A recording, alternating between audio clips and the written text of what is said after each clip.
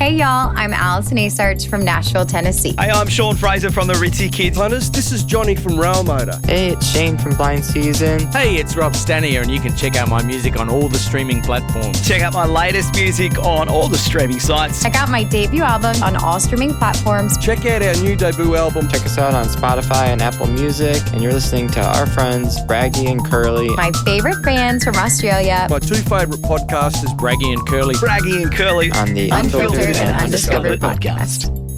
Hey there, everyone, and welcome to episode 94 of the Unfiltered and Undiscovered podcast. Please welcome back to the podcast Braggy after going AWOL last week, and of course our very special guest co-host Rossy. How are you, boys? Very well. Very, very well, Curly. Very well. And Braggy's very well too. I see he survived the weekend. I'm pumped. He certainly did, and we'll hear about that in a sec. But first up, Rossy, thanks again for last week, mate. Having to put up with me ranting on about my 5 songs of meaning. And you did it so poetically and so graciously, and I really do appreciate that. So thank you so much. No problem at all. I just really like to hear, like, other people, everyone's got a different point of view, a different take on things. I just like to hear that. Your songs are your songs. It's your story. Yeah. And everyone's story is nuanced and really, colourful and all that sort of stuff. But there was a lot of died pretty. A lot of died pretty. All right, Braggy. Welcome back, mate. No, it's good to we be. missed you. It's good to be We back. did. It's good to be back. I watched the show, boys. You did an excellent job. Apart from a couple of Bit things. of a summary. I've got a summary. Yeah. It's got a review. When do you want me to do the review? Go for it. Well, 2 main things I learnt. One, that Curly's a bloody dirty blue bagger, born in New South Wales. That's the first thing I learnt. Yeah, I didn't actually address that. So and once again, there's a story around that. So I was born in New South Wales, right? So, Right. but we moved to Queensland. I was like 7 or 8, and I remember one night where in this old Queenslander style place that we had on the river, and Dad's listening to the old interstate games, on the radio, and he's cheering for Queensland, and I sort of looked at him and said, "Oh, okay," because we're always into the Sydney comp, and Dad pretty much said, "We're Queenslanders now, mate. We follow Queensland. We support the Brisbane Rugby League comp, and we're Queenslanders." So, Okay. Look, to clarify that, state of origin qualification is your first senior representative game, which means over 13 or 14.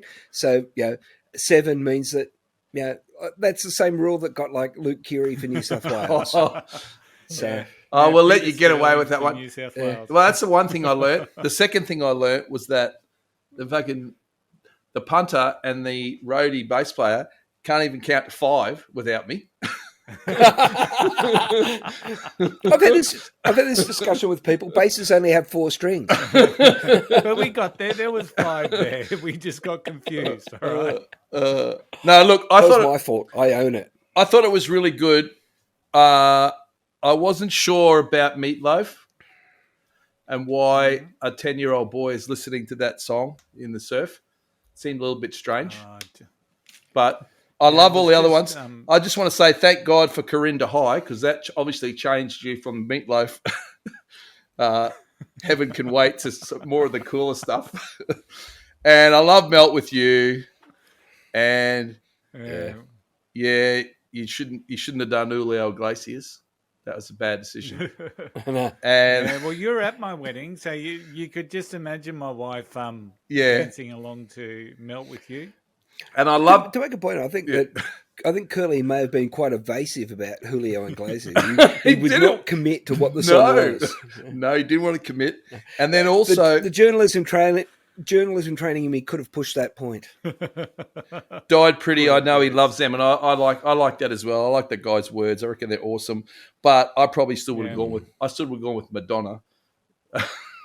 You just want to see the clip. Yeah. You put it. It's in that clip. That's list just with my pop Promises, tendencies. Baby, it's you.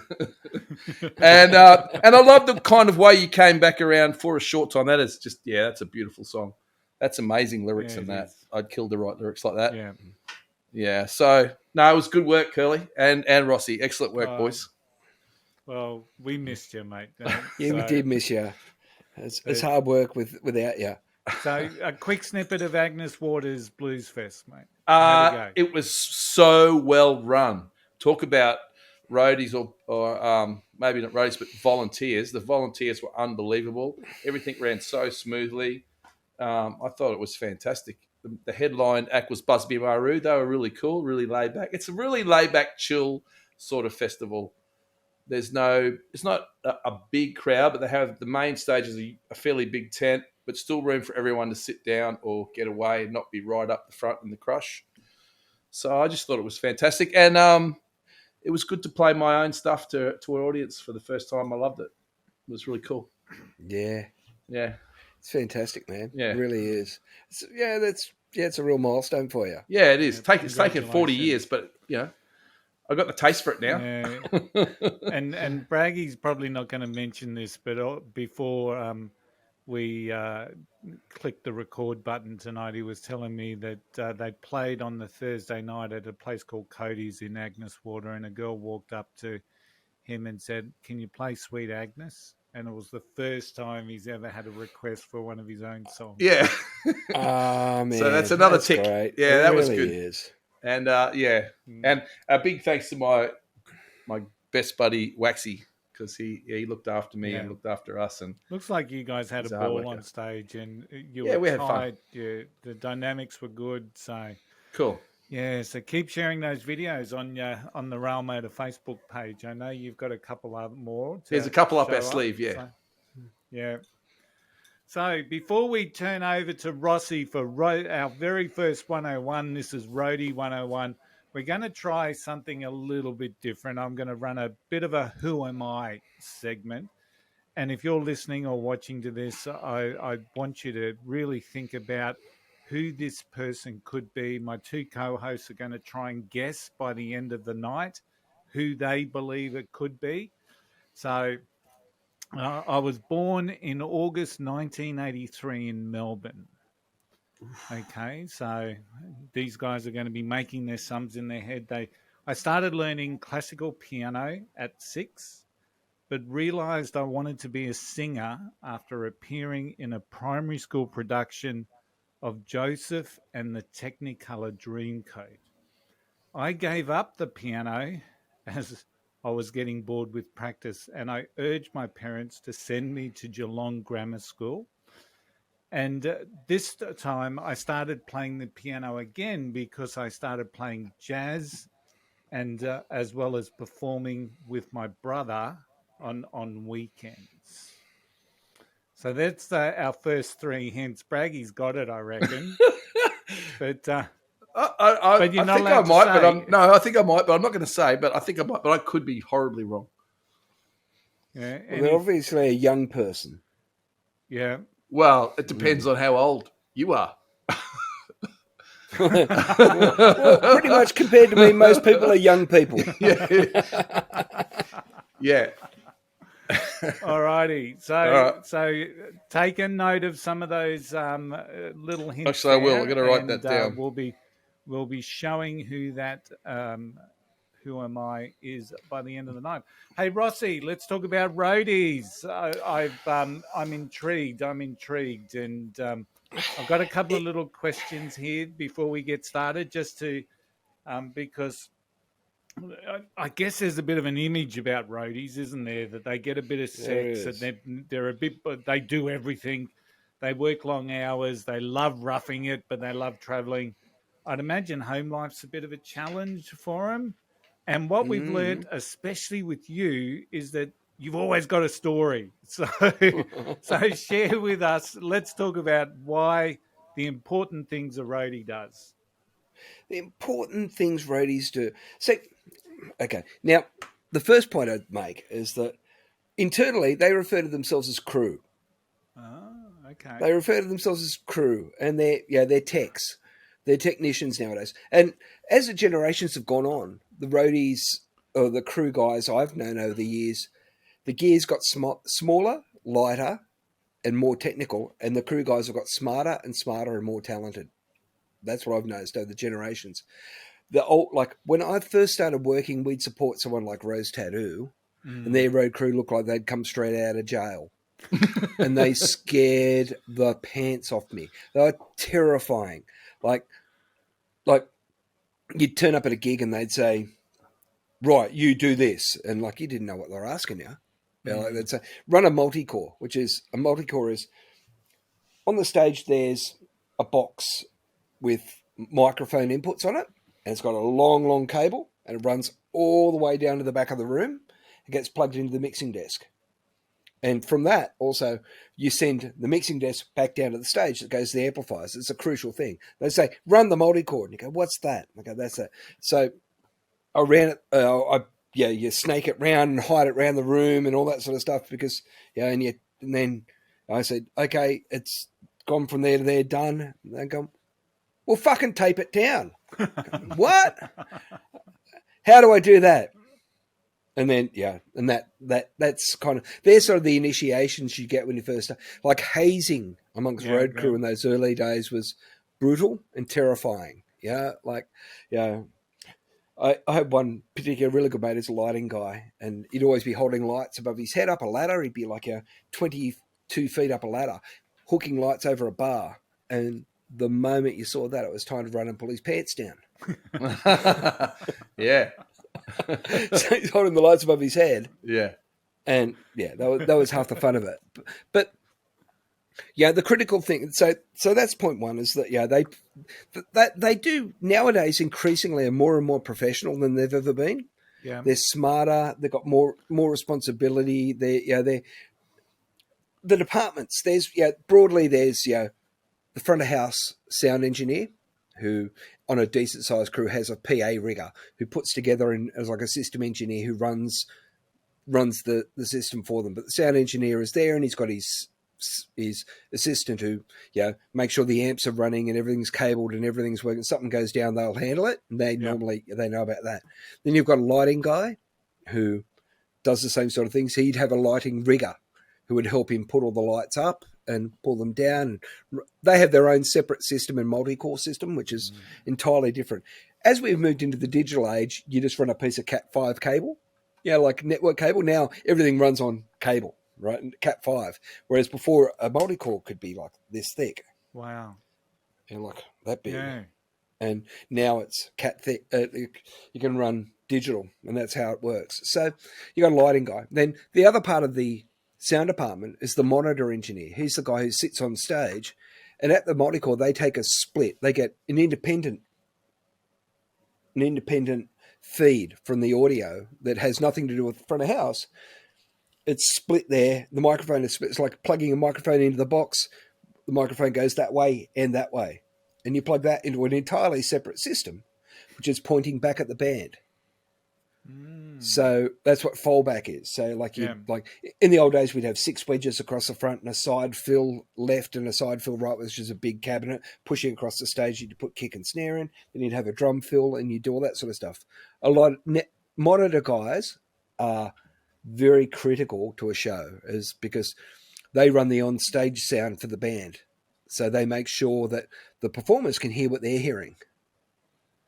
And like a lead singer who'd be in the middle of a stage, we're hearing mainly his voice, maybe a bit of his guitar or what have you. And so that then is a separate job. And there'd be a fallback rigger as well, someone helping him put it together. These are in moderate to decent sized crews. Yeah. Then, of course, you've got my favourite guys who are the stage roadies. Yeah. And what stage crew guys, right? And they're, you typically for a big act or a moderate to big act, you'd have a drum tech who just purely looks after the drummer. He just gets there, opens up the drum kit, puts the drum kit there, polishes it, tunes it, puts it on the riser. That's his baby. No one goes near that riser. No one goes near the drum kit but him or the fallback engineer who mics it up. So they sit there and do that. I've got a question. Guitar technicians. I've got a question with the drum guy. Yeah. The drum guy's got to set up, obviously he's got to set up the whole kit.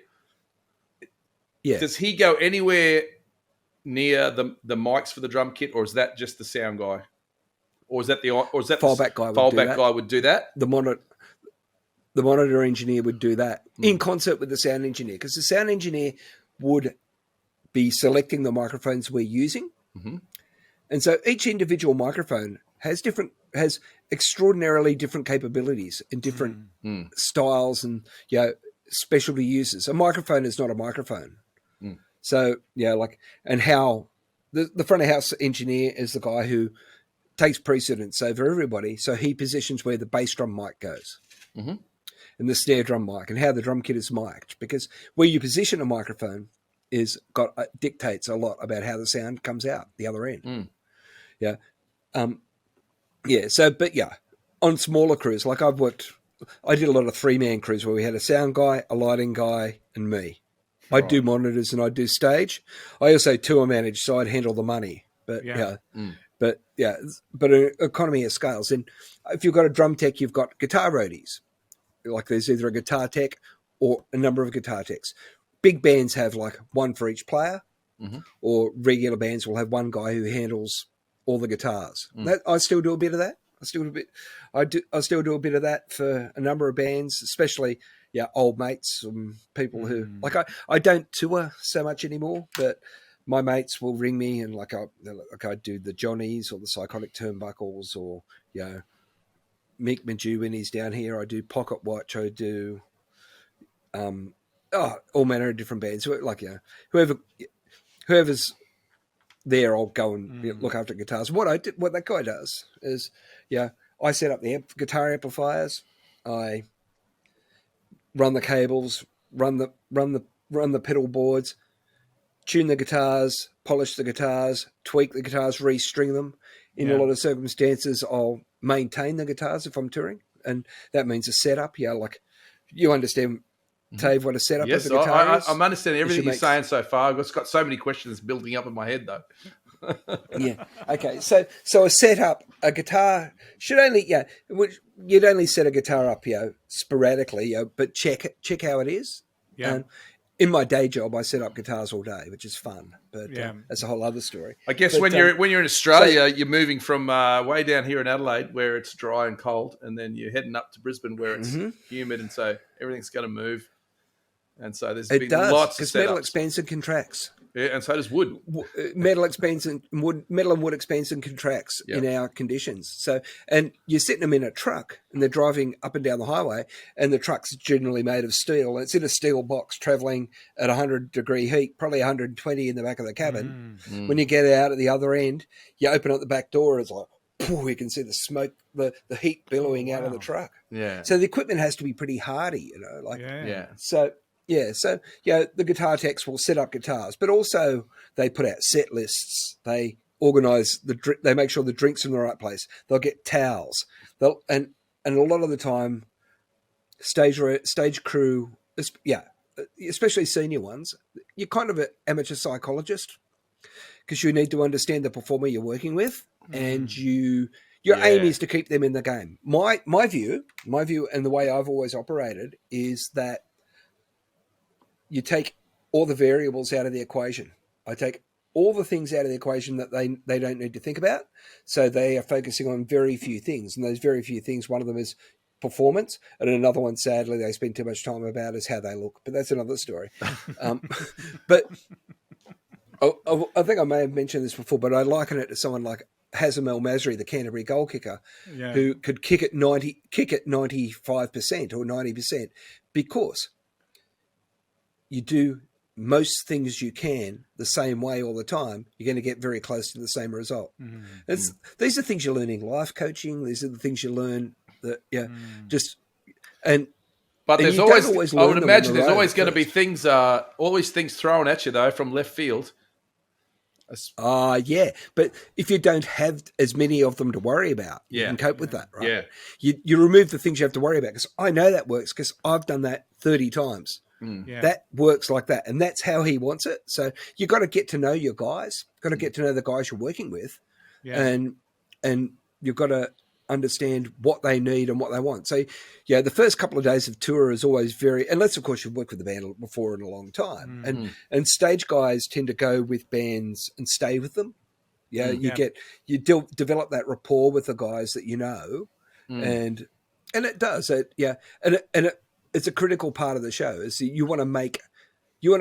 we're all there. The whole point of the whole thing is to give a positive entertainment experience to the people who are paying money to come in. Yeah. Right? Yeah. The people who come in the door essentially are the ones that we want to please. Of course, you have to keep your bosses happy, but the way to do that is to keep the punters happy, right?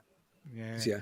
So, Rossy, just a couple of questions from my point of view. So, if you're on that 3-person squad working through, I mean, what you've just detailed, I can't even comprehend in terms of time. So, what sort of time frame does it take that 3-person squad to set up for the night? And on top of that, Yeah. how much has it changed from the early days when it's all analog and you've got to get the sound of the room to now when you've got a digital desk and maybe you've played that room before and you can just hit the button and that's kind of tunes the PAs. Yeah, bit of both. Okay. Ideally, we would probably load in generally.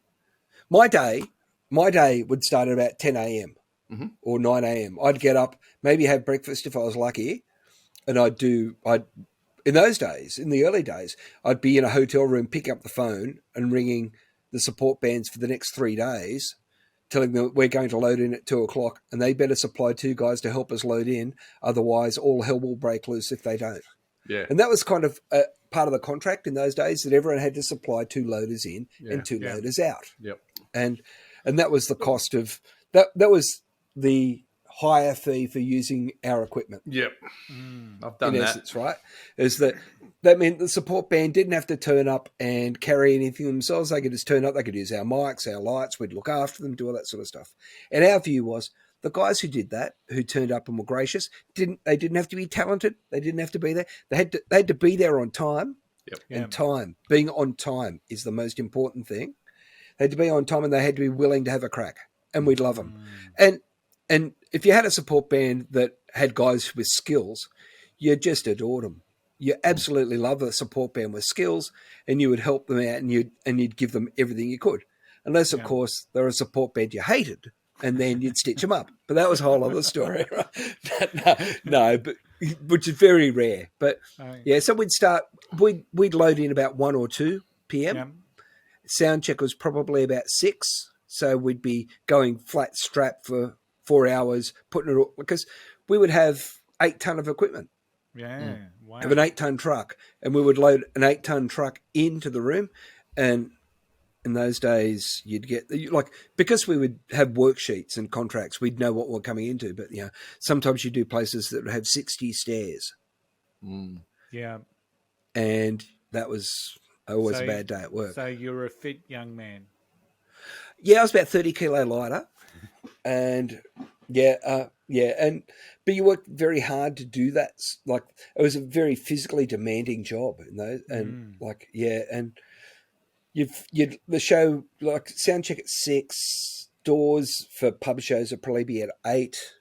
Your band would be on 11. You'd pack the truck. They'd be off at 12:30. You'd pack the truck by 2:33 back at the hotel. Sit around talking to each other till 4 or 4:30 or 5, or there might be a party going on or what have you, or you might be driving to the next show. But then if you sleep at 5, up at 9, and the cycle starts again. Wow. Okay. And that I did that maybe for like 15 years, 20 years. Yeah. And it takes a toll. It's hard work, I can imagine. Now, it takes a physical toll on you. Yeah. My other question is, when you were talking about the mics and specific jobs that they do, I'd imagine some of the singers that you worked with had their favourite mic or had their mic.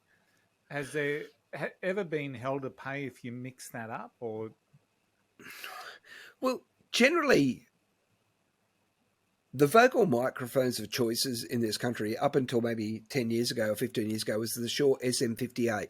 Yeah. And got one up here, actually. It's right here. It's a generic Shure SM58. And then we upgraded to the Shure Beta 58, which was the same microphone, but just a better version of it. Okay. So you would carry a lot of those, and pretty much everyone would just use those. Okay.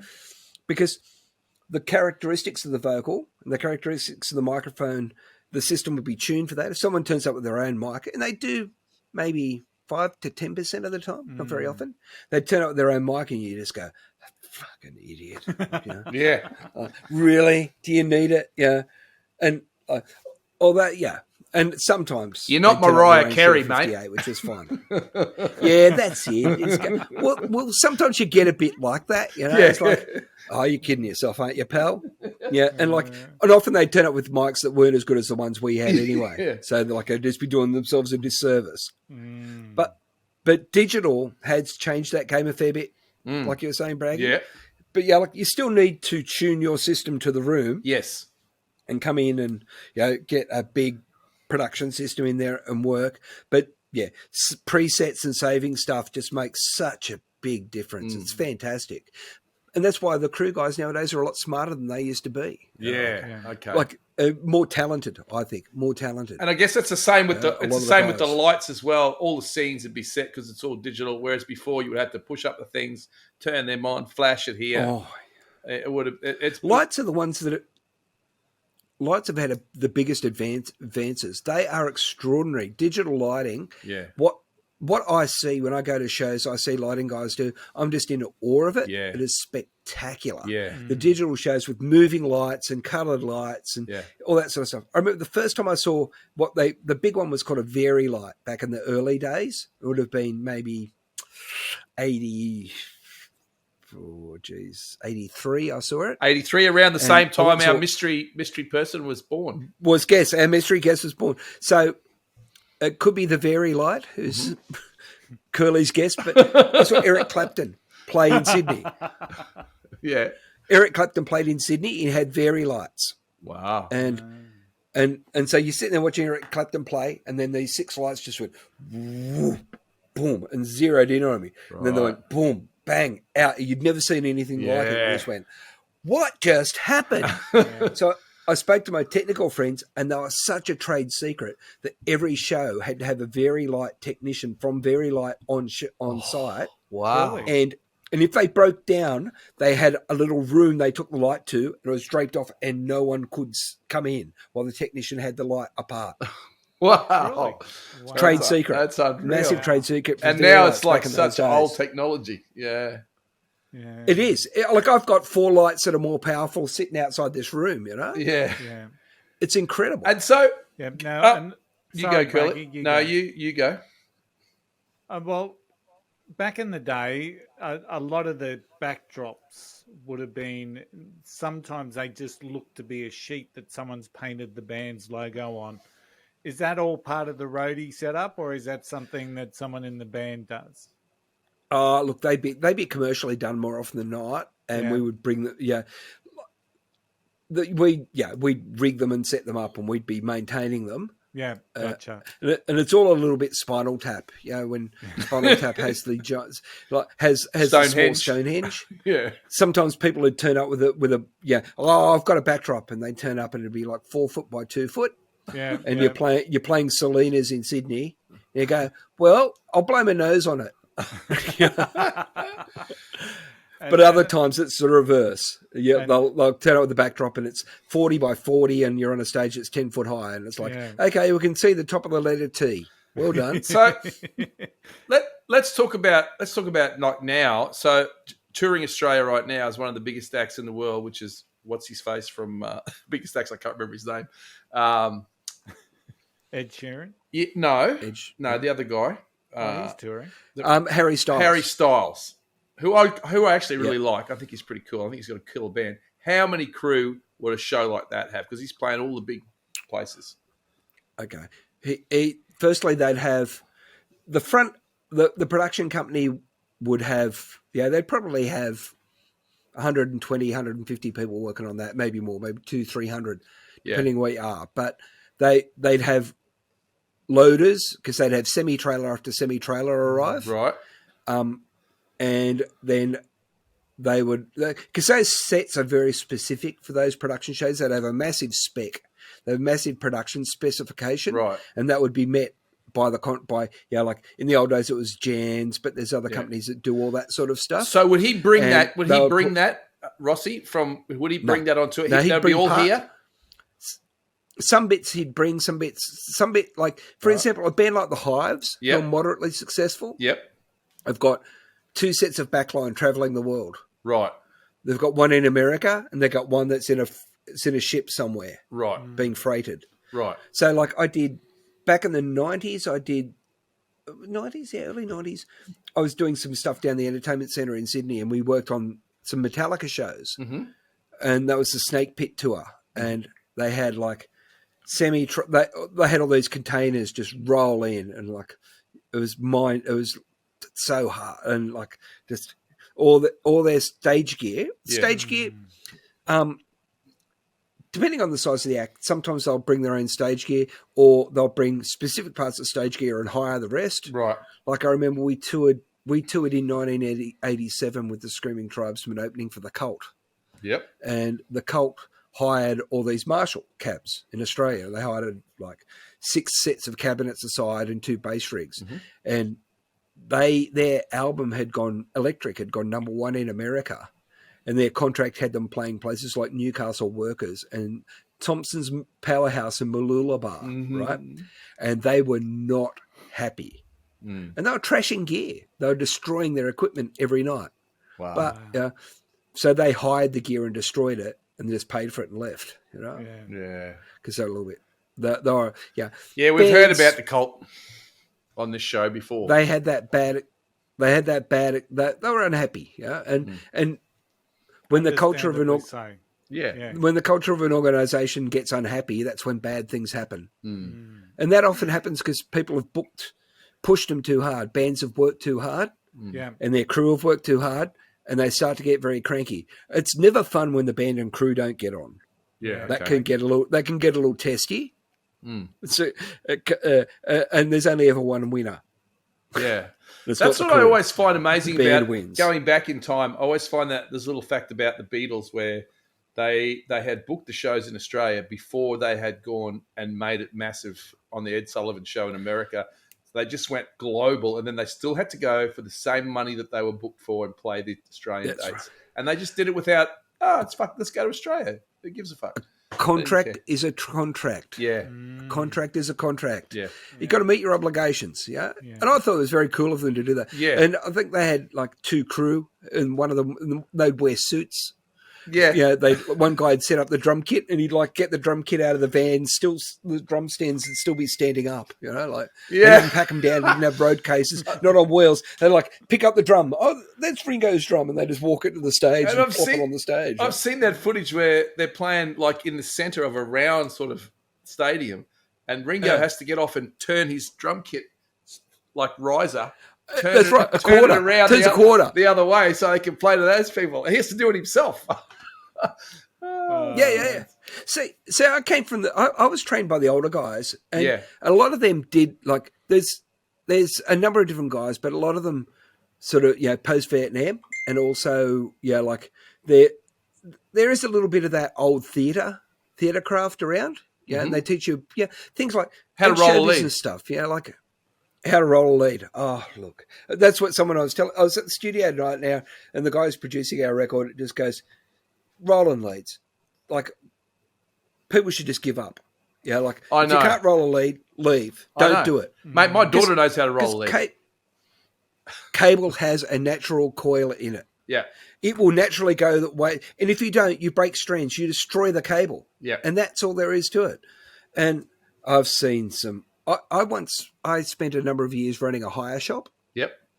And people would do weekend hires. They'd come and pick up a PA system on Saturday and bring it back Monday. And they'd bring it in, and we just... And the leads rolled up like this. Really? Yeah. You charge them $1 each lead to re-roll it, you know? Yes. And it was just... But maintaining that equipment's really important, looking after that stuff. Yeah, like, because you have to use it tomorrow, so you need to put it away and take care with it. And that's the thing. You have to, that you've got to rely on this tomorrow and the next night. When I was first doing it, I remember I only ever had a drummer once, and it was up on the sunny coast. We blew up a bass amp on the Gold Coast on Saturday night at about 1:30 a.m., the bass amp gave up the ghost. Mm. And we were playing at Villa Nusa, up in Nusa, Yep. the next day. So we just had to go to bed and drive. And I had to source a bass amplifier to do the show that was capable of doing what we needed it to do without a mobile phone on a Sunday when every shop in the world is shut. Wow. You know?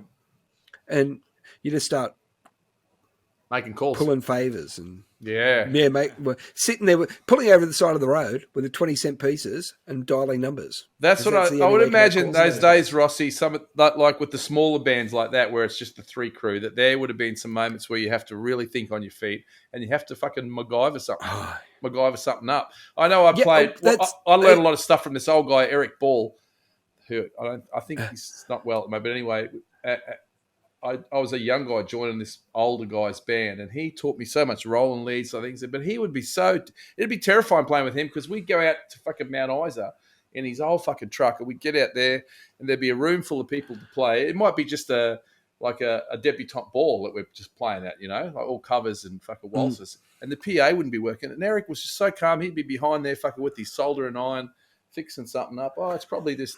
And I'd be like fucking shit myself. And it would always work. He'd always figure out some way. There's always a way to solve the problem. But MacGyvering things is really one of the things, that you learn to do. You learn to,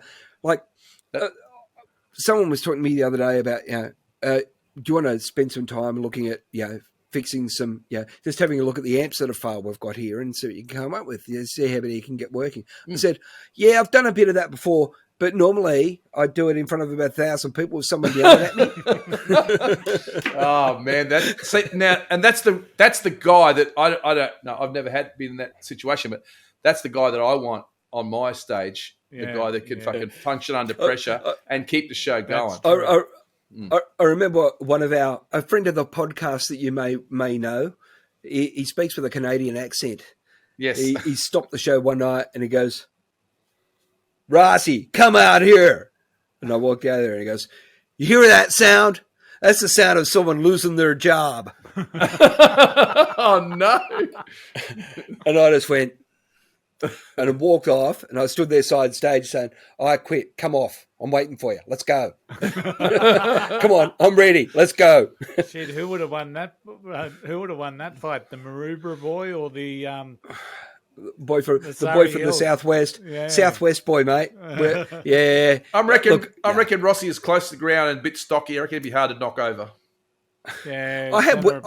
I had weapons. Okay. Mic stands, clubs. But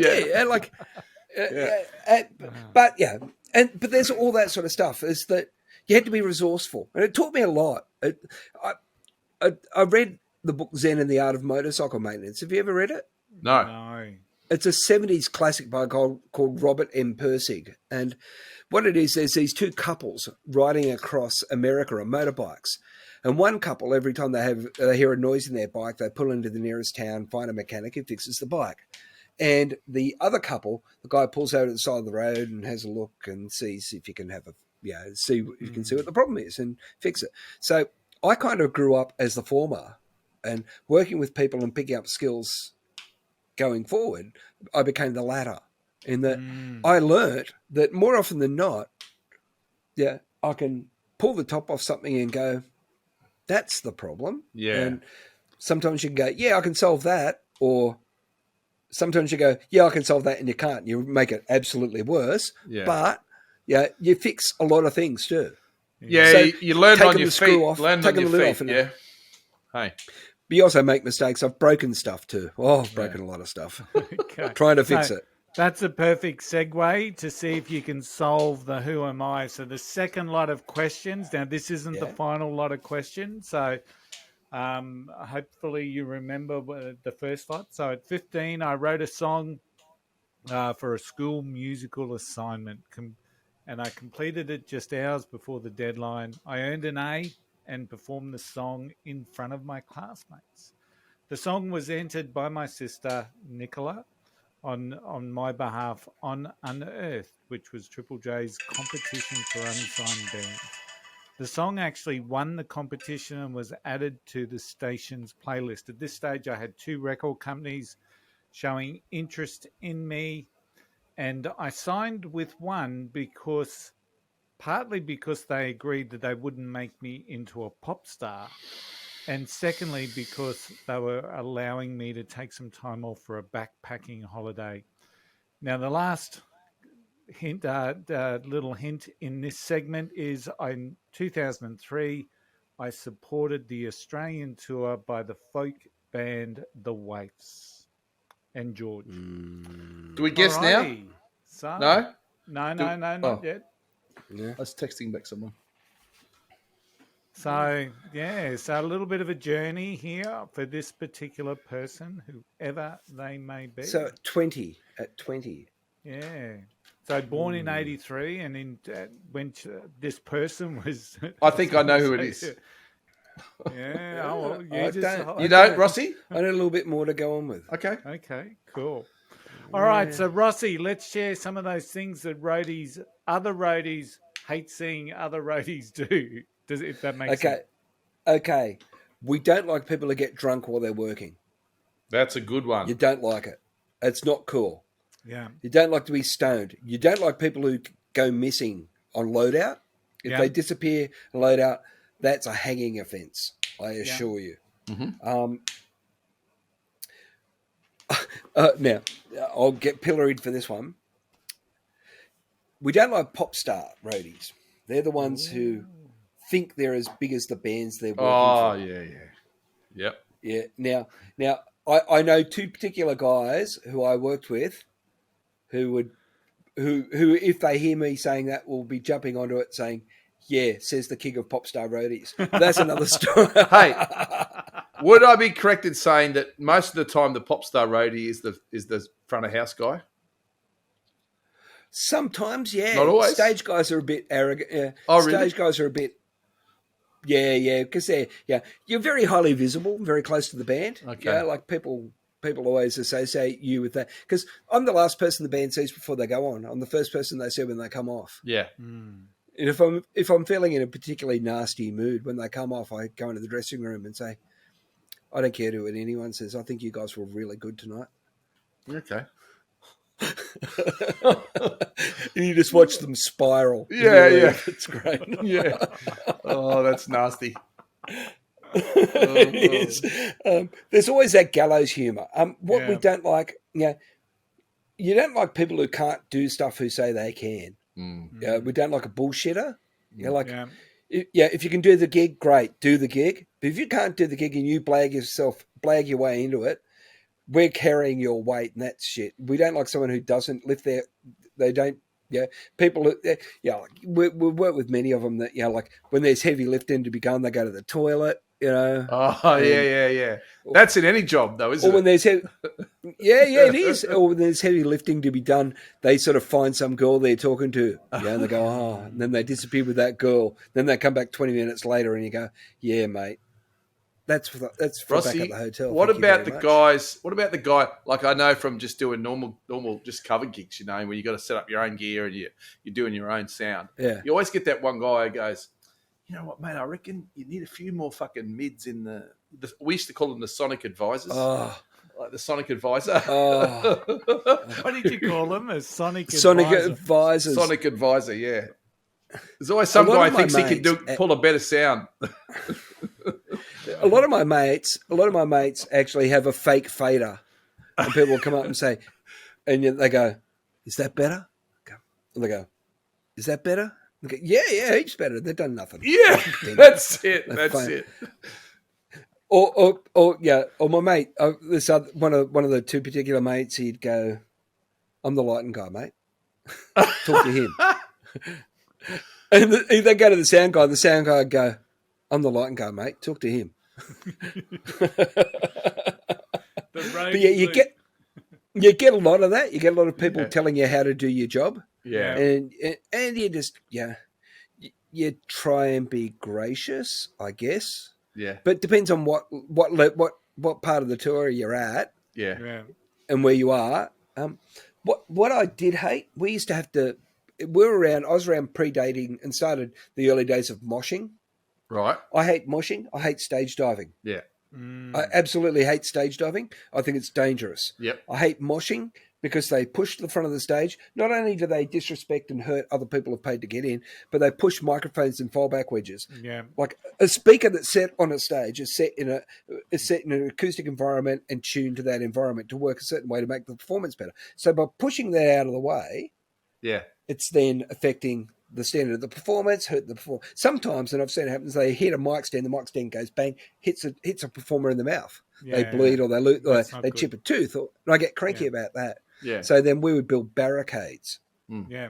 I would build barricades and I would run out and I would go, and when it would happen, I'd go, don't do that again. And then if they did it again, I would go out and say, you've had your last warning.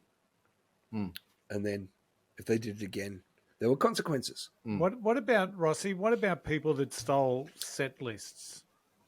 So I like to give them away to people. I think, yeah, like at the end of the show, they ask for a set list and you give it to them. yeah. I used to hate it. I'd always try and pick them as they're playing. And That's not that cool because you need it. We haven't finished. By about the fourth song, I think that was my quickest that I was able to, Is that right? get a set list into the That's naughty. You wouldn't have got mine because you wouldn't have got mine though. I taped down. Oh, but that was part of the trophy as well, getting the black gaffer tape on it. That's right. Sometimes people would come up to me after the show and say, "Can I have some drumsticks?" I'd go, "Mate, you paid $10 to get in. They're $20 a pair. How do you think our business model would go if I gave you some of them?" That reminds me of a little story that you might like, Rossy, because you like those sort of stories. Yeah. We played in a cover band. We supported the Divinals at the Dalrymple Hotel, and that was when you were saying we had to send two guys. It was me and another guy to help them lug in, and that was fine. Anyway, that was a massive production. It was Delhi, but we were there early on, and early on the drum tech was putting new skins on the thing, and our drummer was one of those drummers who just, he was very, very down at the heel. He would throw all his taking the skins off. What are you going to do with that drum skin? I'm just going to chuck it away. Okay, I'll have it. I think he had it for another 2 years on his kit. Yeah. Well, that's right. Like in terms of guitar strings, right? We change every day. Yeah. And bass strings every second day, right? Yeah. So like drum heads, I'd change a snare head a day.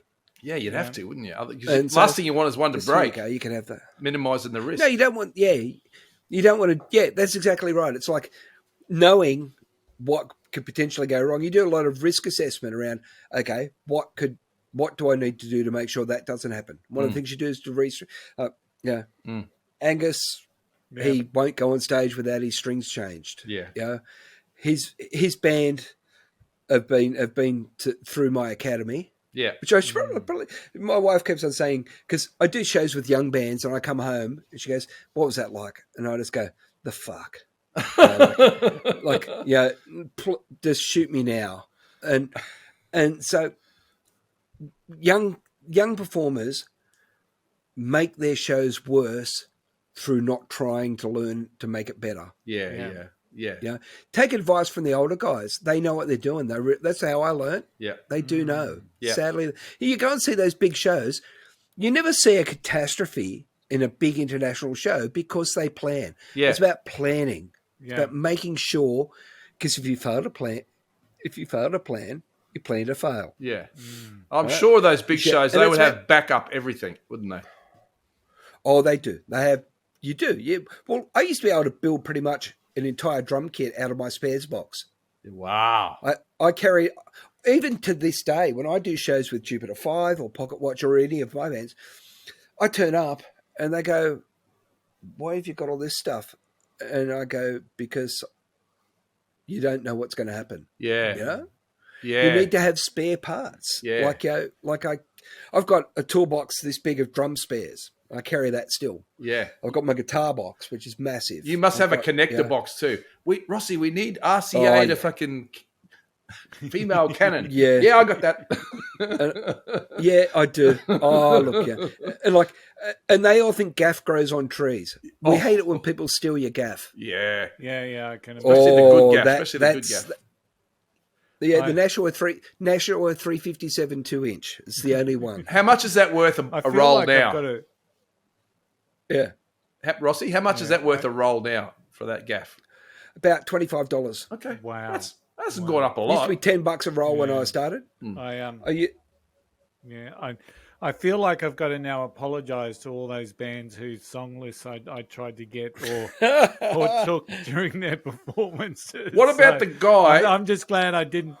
I'm just glad I didn't meet Rossy in one of those no, performances. I would have come out and said and slapped you on the hand and said, "Don't do that, mate. You can go and I'll give it to you later." but often a lot of those people in the front row I had a rapport with. I knew a lot of them because they'd be regulars. Like there'd be people who like you'd know when you go to Geelong or you go to Adelaide, you'd know people who are going to be there. It's going to be in the front row, and that was cool. And that was really and you really felt a kind of real warmth towards those people who really supported those bands you worked for. Yeah, you kind of really dug those people. You thought it was really cool that they would turn up and put in. And like we used to have people like Brisbane, Queenslanders specifically. You'd turn up at Byron Bay and someone would turn up and then they'd drive and follow you to the Gold Coast. They'd see you in Brisbane and they'd drive to the sunny coast. Yeah. And you'd just be like, wow, like, is there anything else you should be doing? Yeah. Like, but they would. And and they pay my wages, right? Yeah. Yeah, you got to look after them. So Got to be nice to them. Final points. It's been a very illuminating episode for me, and I hope many of our. Well, I think we've broken the stereotypical roadie image on this show, possibly. Yeah. Look. Some of them were pretty brutally tough too. I got to tell you. I did a show in Sydney, and we were at the Tivoli, which was a great venue, and you come up the stairs, and there's an old roadie who's no longer with us, so I won't mention him. But he was on the back of this road case, and there was a bunch of young loaders on the front. And every time a case would come up the stairs, he'd go, lift your end up, lift your end up, lift your end up, lift your end up. And you get to the top of the stairs, he goes, I fucking told you to lift your end up. And this happened 3 or 4 times. And by the time the 5th case got up the stairs, you hear him go, lift your end up, lift your end up, lift your end up. They dropped the case and he just went, bang, and knocked this guy out. Just knocked him out cold. I stood there. I just went, oh. But that's what those guys were like. Yeah. Yeah. It's terrifying. Yeah. So, yeah. Yeah. But you did last week. Yeah. You did last week on the last week's show. This is another little thing that I watched on last week's show. You did talk about you wearing the short Adidas pants, the roadies crack in the back. So that's kind of the image everyone gets. Yeah, well, you had to, especially in Queensland. It was so hot up there. And you wear a sleeveless T-shirt, tour T-shirt as well, you know? You got to give something. Got to give the public a little something. The other thing, what about the guy who puts all those fucking pics on the fucking mic stand? Yeah. Was that you as well? Would that piss you off? It did, actually. I'll tell you what. One particular band, I had 3 guys. Yeah. And we had 3 different coloured pics. And once a week, I used to have to go to a shop in Sydney called Venue Music. And they had this giant fishbowl full of guitar picks on the counter. Yeah. And I would tip it out. I'd go, I'm doing 7 gigs. Player number 1 needs 5 a night. So I need 35 pink ones. Wow. Bang. Bass player needs 8. So I need, okay, that's fine. I need 40 of them. Bang. And the yellow one. But I never failed to let them down. I did never let them down. It's like the M&Ms in the green room. No, do you know that story? That's a great story. And I was just thinking about the same story, right? And that was Van Halen's occupational health and safety story. Right. Yeah. What they did was they embedded a line about brown M&Ms in their contract writer, which is like a production spec. So when they arrived at the venue and they went into the dressing room, if there were brown M&Ms in the catering, they knew that the promoter had not read the contract properly. Right. Therefore, they then decided they were on red alert and would then go and check all the technical specs to make sure it was safe to perform there. And that was why they did that. It was always viewed as a story of excess, but it wasn't. It was actually about workplace safety. Yeah, fair enough. Some of those writers... Yeah. Some of those writers are fantastic. There's a website called The Smoking Gun, which I don't know if it's still around, but it has a lot of contract riders on it. And one of the funniest ones in the world is Iggy Pop's Tour Rider. If you can go and read it at the Smoking Gun, it is, you cry laughing. It is brilliant. Absolutely brilliant. Excellent. So let's, so the Smoking Gun website, I'm going to go check that out. So the last hints, gentlemen, you ready? Yep. All right. I released an EP in 2004 under my name, and that entered the ARIA singles charts. Right. I'm an advocate for climate, animal, female empowerment, refugees, Indigenous issues, and I do many other charitable works. In 2014, I released my 4th studio album featuring cover versions of Aussie composers like The Angels, Slim Dusty, Something for Kate, Warumpi Band, Paul Kelly, and The Drones. Right. I've won multiple awards and nominated for many, including winning the 2007 ARIA for Best Female Artist. I still use pianos, but now use guitars more extensively, especially while touring. My genre is often described as indie acoustic. Who am I? Rossy? No, acoustic, you lost me. I'm an electric guy. And Missy Higgins. Missy Higgins. And Braggy got it. My real name is Melissa Morrison Higgins. Yeah. Yeah. So when did you get it, Braggy? When you said about she did the thing with her brother and the music at the school thing, the first one, at 83. And you said with her brother, so I knew it was female in the first clue. You dickhead. I had to slip up, didn't I? One of my favourite lighting guys is in one of her very early clips from Perth. Yeah. And he really loves her. He loves her dearly, actually. Yeah. But hey, it was a bit unfair because I'm bound to get the pop artist. So I think it's a good concept, Curly. I think next time you go more for the independent artist, then I'll probably struggle. Next week, it's you. So it's your turn next week for the. I've got to. Bragging. I see. Okay, I'll pick someone then. Yeah. Well, why don't you give me like a serial number of their guitar or something? How many picks do they have on? And they have 14 picks, orange colour on their mic stand. I know who that is. So for those people listening, did you get that it was Missy Higgins like Braggy, or were you just totally in the dark like Rossy? So let us know how you went. Hey, Rossy, that was exceptional. Yeah, that was really cool. So much tonight. Thank you so much. That went Thanks, guys. I feel like I barely quick. touched the surface. Yeah. It did, didn't it? I'm looking at the time. We've almost been going for an hour. Yeah. Wow, really? Yeah. I'm going to go to bed in a minute. I'm going to get up to the studio again tomorrow. after a day of tuning guitars, it's exciting, my life. So he's done the roadie stuff all day. Comes back, he's got to do the roadie show, and then get up in the morning and do the roadie. The roadie show.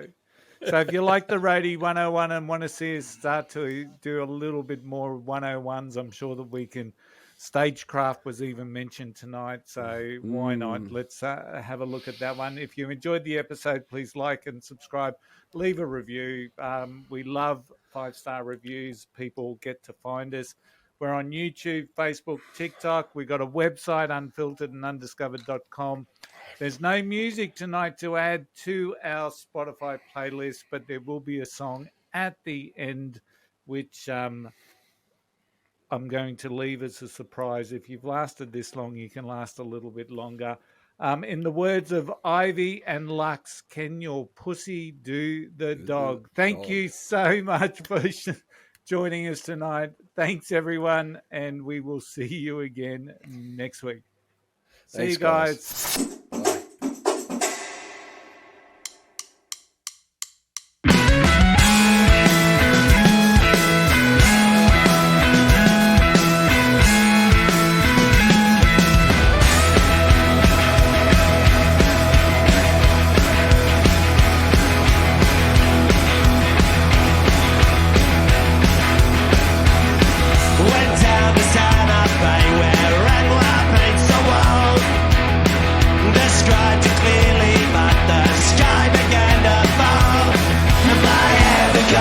See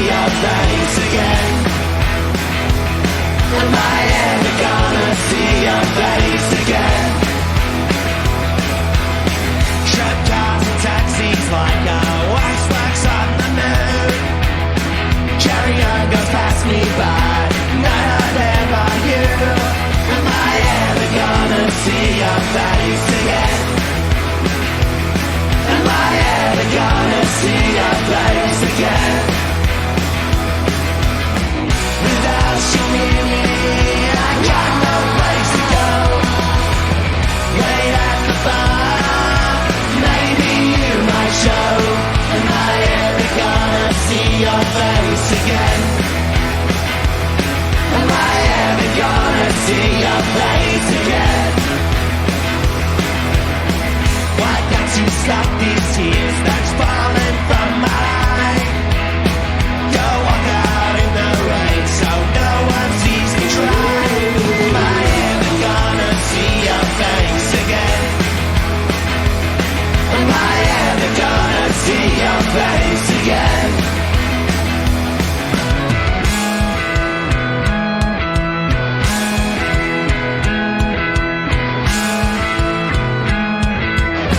Can't stop the memory that goes running through my brain. I get no answers, so the question still remains. Am I ever gonna see your face again? Am I ever gonna see your face again? Am I ever gonna see your face again? Am I ever gonna see your face again? Am I ever gonna see your face again? Am I ever gonna see your face again? Am I ever gonna see your face again? Am I ever gonna see your face again? No way, get fucked, fuck up! Am I ever gonna see your face again? No way, get fucked, fuck up! Am I ever gonna see your face again? No way, get fucked, fuck up! Am I ever gonna see your face? Ever gonna see your face? Am I ever gonna see your face again? Gonna see your face. Gonna see your face. Gonna see your face. No way, get fucked, fuck up. Am I ever gonna see your face again? No way, get fucked, fuck up. Am I ever gonna see your face again? No way, get fucked, fuck up. Am I ever gonna see your face again? No way, get fucked, fuck up. Am I ever gonna see your face again? No way, get fucked, fuck up. Am I ever gonna see your face? Never gonna see your face. Am I ever gonna see your face again?